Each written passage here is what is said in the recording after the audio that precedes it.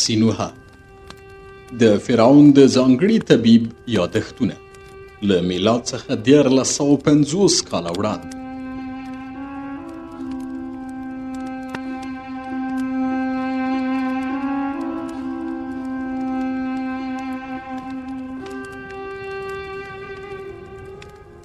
اووه-دېرشم څپرکی تېښتې ته په ورته ډول له طبسه وتل.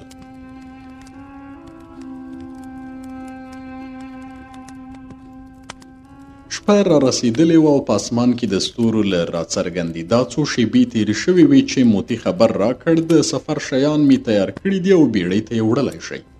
مرید میخانې ته نه ولاړه او له ما سره پاتې شوه. ما چې به هر ځل هغې ته کتل خواشینی وشوم، ځکه چې په خپلې کمعقلۍ سره مې له هغې څخه د بیلتون زمینه برابره کړه. که ما په ناپوهۍ کې بوډۍ ته چاپلوسي نه وای کړې، نو تر کومه چې مې زړه غوښتل په طبس کې پاتې کېدی شوی چې د مرید له کتلو خوند واخلم. مرید هم په چورتونو کې وه. ناڅاپه یې وویل: سینوها، آیا ماشومان در باندې ګران دي؟ زه دې ناببره پوښتنې حق پک کړم. مرید چې ما ته وکتل ویې ویل: مه ډارېږه، ځکه چې زه نه غواړم ستا لپاره ماشومان وزېږوم. خو یوه ملګرې مې ده، یو 4 کلن زوی لري او وایي چې زوی یې غواړي په نیل کې سفر وکړي، شنه پټي، کروندې، پسونه، غواګانې، هیلۍ او غازان وګوري. آیا کولی شي په دې سفر کې دغه ماشوم له ځان سره بوځي؟ ومې ویل: مرید، زه پوهیږم چې کله دغه 4 کلن ماشوم را سره بوځم نو په سفر کې به په قرار نه یم، ځکه تل باید د دغه ماشوم پالنه وکړم چې له بیړۍ څخه اوبو ته ونه لویږي او یا یې تمساح ونه خوري. مرید وخندل او ویې ویل: سینوها، کله چې دغه ماشوم پیدا شو، ما په خپله له خپلې ملګرې واخیست او یو مې وړ چې سنت یې کړم، او هغه ښځه چې کوم ماشوم سنت کولو ته بیایي د هغه په وړاندې د یوې مور په شان دنده لري. نو زه به د یوې مور په شان په دې بیړۍ کې پاتې شم او د هغه پالنه به وکړم. نو له دې کبله چې زه به یې ساتم، هغه به اوبو ته نه لویږي چې تمساح یې وخوري. کله چې ما دغه خبره واورېده، داسې خوشحاله شوم چې دواړه لاسونه مې پر خپل سر ووهل او ومې ویل: مرید، که ته د ماشوم د پالنې لپاره ځې، نو اجازه لري چې د یو ماشوم پر ځای د اتون د معبد لومړني ښوونځي ټول ماشومان له ځان سره راولې، او ته چې د ماشوم د ساتلو لپاره ځې، نو څوک به زما په بیړۍ کې ستا پر شتون حیران هم نشي او ستا نیک شهرت ته به تاوان هم ونه رسیږي. ما د بوډۍ او شهوتي میرمنې له ویرې فیصله کړې چې سهار وختي حرکت وکړم. مرید زموږ د بیړۍ ته روانېدو مخکې ولاړه او هغه ماشوم یې له خوبه راپاڅاوه او رای وست، خو د ماشوم مور نه وه راغلې. ما غوښتل دغه میرمن ووینم، ځکه چې هغې پر خپل زوی تهوت نوم ایښی و. د ماشوم مور پر خپل زوی باندې د دغه نوم د ایښودو ګټه هم لیدلې وه، ځکه چې تهوت د یوه خدای نوم دی. په مصر کې مور و پلار ډېر لږ جرأت کوي چې پر خپل ماشوم باندې د کوم خدای نوم کیږدي. په تیره بیا د تهوت خدای نوم چې د خط او د خدایي او بشري معلوماتو خدای دی. ماشوم ویده او موږ حرکت وکړ. کله چې د طبس هغه غرونه چې ساتونکو ته ورته دنګ ولاړ ول زموږ له سترګو پټ شول، نو ماشوم هم راویښ شو. تهوت ښکلی ماشوم و چې تور او نرم ویښتان یې درلودل او د هغه پر ټنډې یې وړۍ کړۍ جوړې کړې وې. ما ته یې په تورو سترګو داسې کتل چې ته واله ډېرې مودې مې پیژني. زه ډېر ژر له دغه ماشوم سره اشنا شوم. مینه مې ورسره پیدا شوه. هغه مې پر خپلو زنګنو کېناوه او د نیل د څنډو له لوښو مې ورته وړې ټوکرۍ ووبدلې. اجازه مې ورکړه چې زما پر طبي وسایلو لوبې وکړي او زما درمل بوی کړي. تهوت په دې سفر کې موږ ته هیڅ ستونزه پیښه نه کړه، نه په اوبو کې ولوید او نه تمساح وخوړ، بلکې اپوټۍ زموږ خوشحالي نوره هم زیاته کړه. هره شیبه چې به زه او مرید د یو بل څنګ ته ودیدو، د ماشوم د ساه اخیستلو منظم غږونه به مو اورېدل چې زموږ تر څنګ به ویدېده، او سهار چې به کله راویښ شو هغه به لا ویده و. زه به هیڅکله له مرید او تهوت سره یو ځای د نیل د سیند دغه سفر هیر نه کړم، او له نیکمرغۍ وروسته د خوښیو او هیلو یوه پړاو داسې مست کړم چې مرید ته مې وویل: راځه چې یو منګی مات کړو چې تل د یو بل څنګ کې ژوند وکړو، ته هم زما لپاره د تهوت په شان یو ښکلی ماشوم وزېږوې. زه تر ننه پورې د اولاد غوښتونکی نه وم، خو اوس احساس کوم چې زما وینه د ځوانۍ جوش نه لري.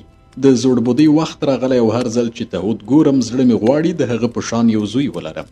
خو مرید خپل لاس ما پر خولې کېښود او ویې ویل: سینوها، ته پوهیږې زه داسې ښځه یم چې په میخانې کې کار کوم او په میخانې کې لویه شوې یم. تر تا مخکې نورو سړیو هم له ما سره تفریح کړې او د دې وړتیا نه لرم چې د فرعون د ځانګړي ډاکټر او تر هغه لوړ د لوی فرعون د زوی ښځه شم، ځکه چې تا یوه ورځ په طبس کې راته وویل چې تصور کوي د فرعون زوی او د خدایانو له نسله یې. بله دا چې معلومه نه ده چې کله ستا خور شم نو ماشومان به وزیږوم او که نه. دغه ماشوم پر ما ګران دی او فکر کوم چې زه او ته له دې ماشوم سره په دې بیړۍ کې نورې ښې ورځې په مخ کې لرو او داسې فکر وکړه چې زه د دې ماشوم مور او ته یې پلار یې، ځکه چې هغه وړوکی دی، د ټولو ماشومانو په شان پخوانۍ ورځې هیروي. زه هغه ته ورښودلی شم چې تا ته پلار ووایي او ته تصور وکړې چې ته د هغه حقیقي پلار یې.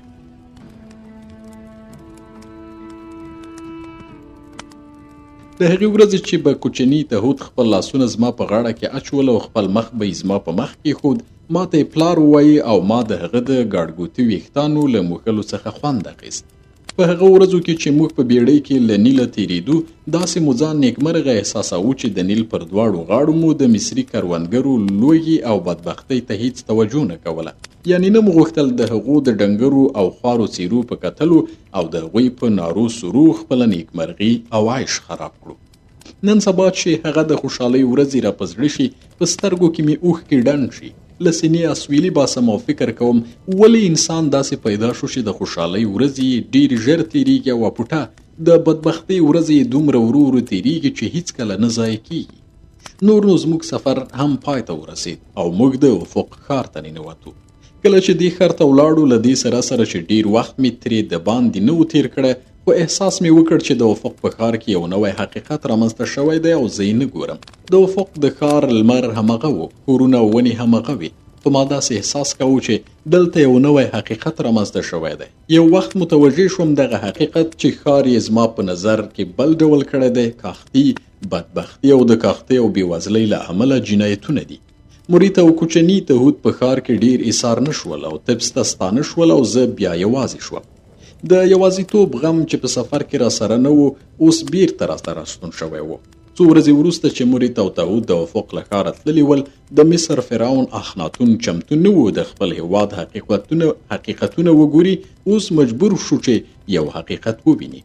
حقیقت په دې ډول و چې د مصر د انتظامی ځواکونو قمندان هورمهب یو شمیر مصریان چې له سوریې څخه تښتېدلي ول له منفس ښاره د افق ښار ته واستول چې ځانونه فرعون ته وروښیي او هغه پوه شي چې د هغه د خدای غړنده چلند، سوله غوښتنه او مساوات په سوریې کې پر میشتو مصریانو څه بد حال راوستلی دی. پر هغې ورځ چې دغه مصریان را تښتېدلي او له سوریې څخه د افق ښار ته راغلي ول، خلک د هغوی په لیدو داسې ویرېدلي ول چې خپلو کورونو ته ولاړل او د کورونو دروازې را بندې کړې. هغوی غوښتل چې د فرعون ماڼۍ ته ننوځي، خو د ماڼۍ ساتونکو د هغوی مخه ونیوله او تښتېدلو کسانو د فرعون د ماڼۍ دیوالونو او دروازې په کاڼو وویشتې او فرعون یې مجبور کړ چې هغوی ته اجازه ورکړي چې ماڼۍ ته ورننوځي او خبرې یې واوري. دغه خلک چې ماڼۍ ته راننوتل، زه هلته وم او کله چې فرعون ته نږدې شول نارې یې کړې: ای اخناتونه! نن سبا د مصر د فرعون قدرت او شتمني په سوریې کې هغه کس ته ورته دی چې د کوما په حال کې وي او ډیر ژر به قبر ته ولاړ شي. ته په افق کې ناست یې او نه پوهېږي چې په سوریې کې له میشتو مصریانو سره ګورزونه، جنګي ګاډۍ او اورونه د تورې او نیزې څه کوي. ته نه پوهېږي چې د سوریې په ښارونو کې د هغو کسانو وینه څه ډول بهیږي چې ستا په اعتماد یې هلته ژوند کاوه. ناڅاپه د هغوی نارې په ساندو او ویرونو بدلې شوې. هغو کسانو چې لاسونه یې له مټو څخه غوڅ شوي ول، خپل لستوڼي یې پورته کړل او ویې ویل: ای فرعونه! موږ لاسونه درلودل، خو ستا د قدرت په ډاډ مو خپل لاسونه قرباني کړل. له دې وروسته به د عمر تر پایه پورې سوالګر یو. هغه ځوانان یا بوډاګان چې سترګې یې ترې ایستلې وې یا یې ژبې ترې پرې کړې وې رامخکې شول او د ځناورو په شان په نارو سرو یې وویل: ای فرعونه! پر تا او ستا پر خدای باور او اعتماد موږ په دې بلاخته کړي یو. که موږ پوهېدی چې ته دومره خواره او بېزړې، نو تر دې وړاندې چې د سوریې پاچاهان بلوا وکړي او موږ ووژني، موږ به تښتېدلي وو. له دې سره سره چې په موږ یې دغه بلا راوستې ده، بیا هم تر خپلو ښځو او لوڼو ښه یو، ځکه چې زموږ ټولې ښځې او لوڼې د هاتي د عسکرو او د امرو د پاچا د سرتیرو لاسته ورغلي دي. تر هغه چې ژوندی وي د هغو ښځو په شان به چې ځانونه په ارزانه بیه خرڅوي د سوریې او هاتي د عسکرو له تیریو سره مخامخ وي. کله چې فرعون بې مټو لاسونه، بې سترګو، د سر کاسې او بې ژبو خولې ولیدې، مخ یې په دواړو لاسونو پټ کړ. بیا یې د خپل خدای آتون په هکله خبرې وکړې. ویې ویل: آتون د وینې بهیدا، د نورو له کړولو او درواغو څخه کرکه کوي. وایي چې ټول خلک باید یو شان وي او له یو بل سره مینه وکړي. کله چې کمبخته مفرورانو دغه خبرې واورېدې داسې غوسه شول چې ښکنځلې یې پیل کړې. ویې ویل ای فرعونه، ته تر ټولو ملعون فرعون یې او تر اوسه چا نه دی اورېدلی چې کوم پاچا دې د خپل رعیت پر وړاندې داسې بې پروایي کړې وي. هیڅ پاچا داسې نه دی کړي چې خپل رعیت بهرنیو ظالمانو ته وسپاري. آیا پوهیږي د حیات هغه صلیب چې تا د سوریې پاچاهانو ته استولي په هغه یې څه وکړل؟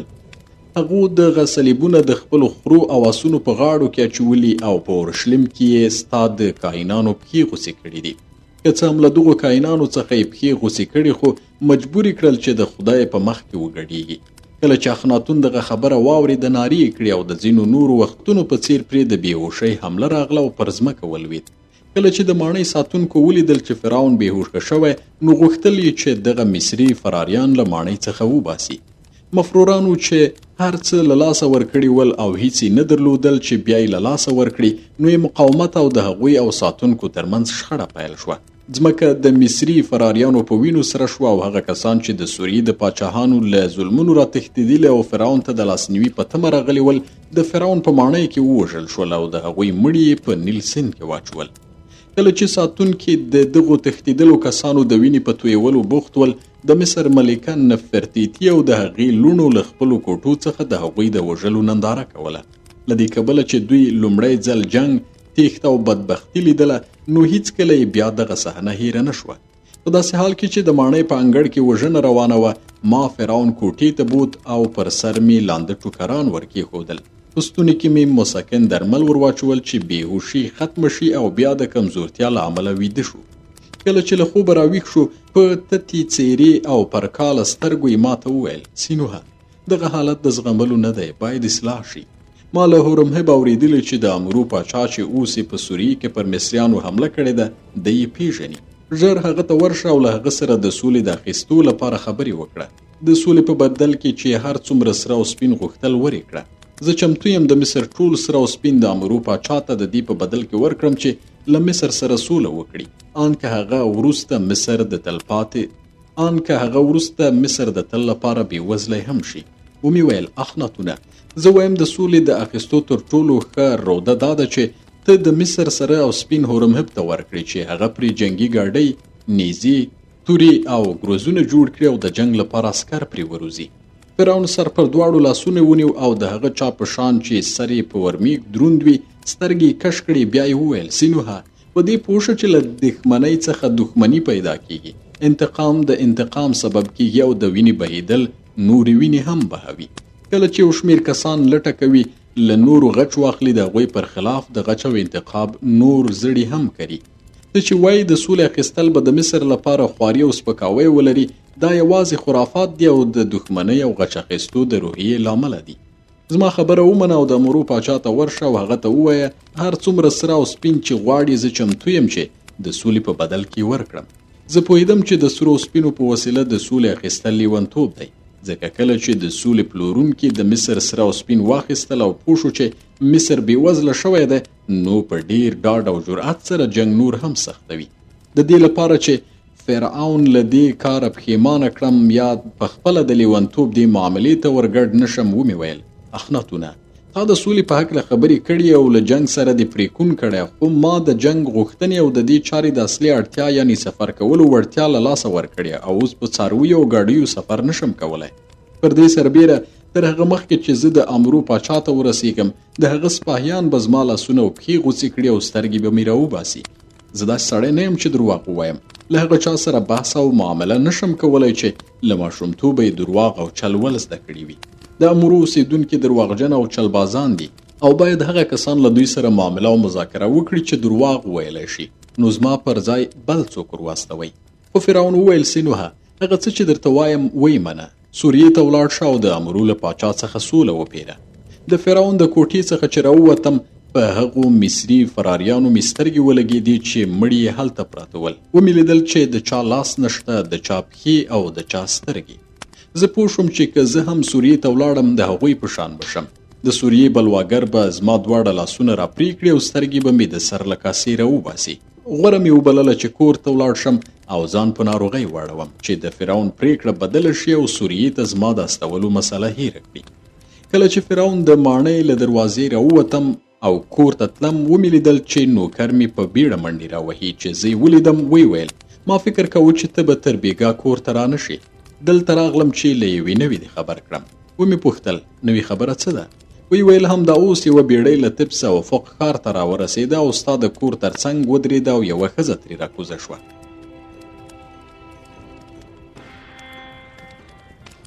دغه ښځه له دې سره سره چې ډیره بوډۍ ده خو ځان یې د هغو پیغلو په شان سینګار کړی چې غواړي میړه پیدا کړي مخ یې په رنګونو سور کړی او تیز عطر یې وهلی دي هغې ما ته وویل ستا بادار سینوها زما غوښتونکی دی او هغه زما په بېلتون کې اوښکې تویوي خپل نوکر ته مې وویل هغې خپل نوم درته واخیست ځواب یې راکړ هو نوم یې مهونیفر دی زه د دې لپاره راغلی یم چې ډیر زر کور ته راستون شي ځکه چې مهونیفر ستا په تمه ده کله چې مې واورېدل مهونیفر په کښتۍ کې له طبس زما تر شا دلته راغلی ده له ډېرې ویرې او کرکې څخه ورېږدېدم بیرته سلطنتي ماڼۍ ته راستون شم او فرعون ته مې وویل فیصله مې کړې چې ستا د امر د اجرا لپاره همدا اوس سوریې ته روان شم ډېر ژر خپلو کاتبانو ته ووایه چې د امرو پاچا ته لوحې ولیکي چې هغه زما په مقام او درجې پوه شي او دا هم ورته معلومه شي چې زه ستا له لورې راغلی یم فرعون خپل کاتبان راوغوښتل او هغوی ته یې وویل چې زما لپاره لوحې ولیکي ویل کله چې لوحې چمتو شوې له یوې اندازې سرو سپینو سره به یې تا ته درولېږم ما چې کور ته له تګه ویره درلوده فرعون ته مې وویل چې زه سلطنتي ماڼۍ ته نږدې د خپل ملګري توتمس د مجسمه جوړولو په کارخانو کې یم کله چې لوحې چمتو شوې ورته ووایه چې هلته یې له طلا سره یو ځای راواستوي ما غوښتل د توتمس کارخانې ته ولاړ شم ومې لیدل چې زما نوکر د ځواب په تمه دی هغه ته مې وویل ولاړ شه او مهونیفر یعنې همدې بوډۍ ښځې ته ووایه چې فرعون زه سوریې ته استولی یم او زه هلته وژل شوی یم چې هغه له ما څخه بیخي ناامیده شي او پوه شي چې زه نور ژوندی نه یم کله چې ما دا خبره کوله پوهېدم چې درواغ نه وایم ځکه یقین مې درلود چې سوریې ته په تګ سره به ووژل شم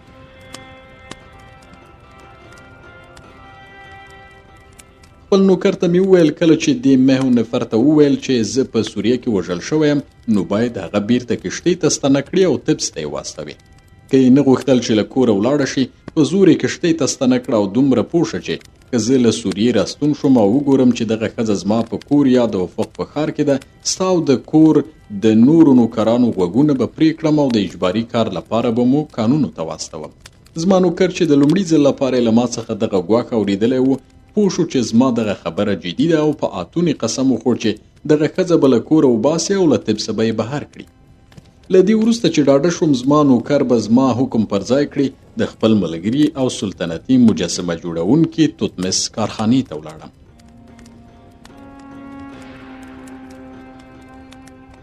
توتمس پخوا د هورمهب یوه مجسمه جوړه کړې وه او پر دې ورځ چې زه د هغه کارځای ته ورغلم ومې لیدل چې یوه بله مجسمه یې له خرمایي رنګه او په نوي سبک جوړه کړې ده که څه هم توتمس په دې مجسمه کې د هورمهب د بدن د ځینو برخو په جوړولو کې مبالغه کړې وه خو تیره بیا د هورمهب د مټو او ټټر عضلې دومره پنډې جوړې کړې وي چې که هر چا دغه مجسمه لیدلې وای نو فکر یې کاوه چې د یوه غېږنیونکې مجسمه ده نه د سلطنتي پوځ د قومندان خو د هنر نوی سبک دغسې شی غوښت چې د بدن د ځینو برخو په جوړولو کې چې راوتلې دي مبالغه وکړي چې دغه کار تر ښایست ډیره بدرنګي رامنځته کوله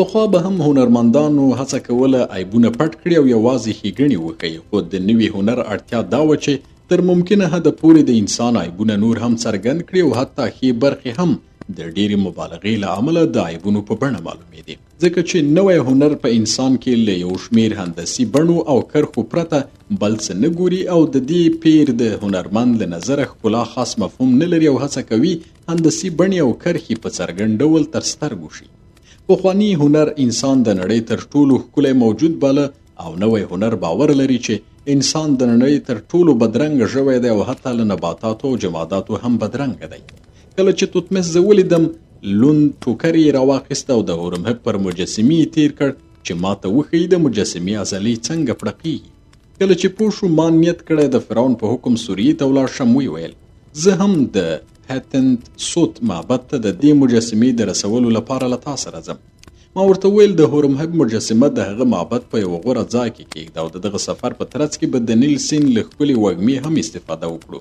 ځکه یوه موده کېږي چې سفر مې نه دی کړی او زما لپاره تفریح او ګرځېدل ضروري دي. کاتبانو لوحې او د سفر لګښت راوړل. موږ د هورمهب مجسمه حکومتي بیړۍ ته چې زموږ لپاره چمتو شوې وه ولېږدوله او د هتنتسوت پر لور روان شو چې له هغه ځایه زه سوریې ته لاړ شم.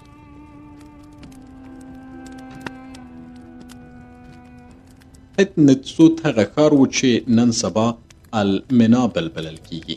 کله چې روان شو توتمس وویل سینوهه، له دې کبله چې ته هغه هیواد ته ځې چې د جنگ اور پکې بل دی، نو په شراب څښلو کې سختي مه کوه، ځکه معلومه نه ده چې له دې وروسته به وخت دا فرصت درکړي چې شراب وڅښې که نه.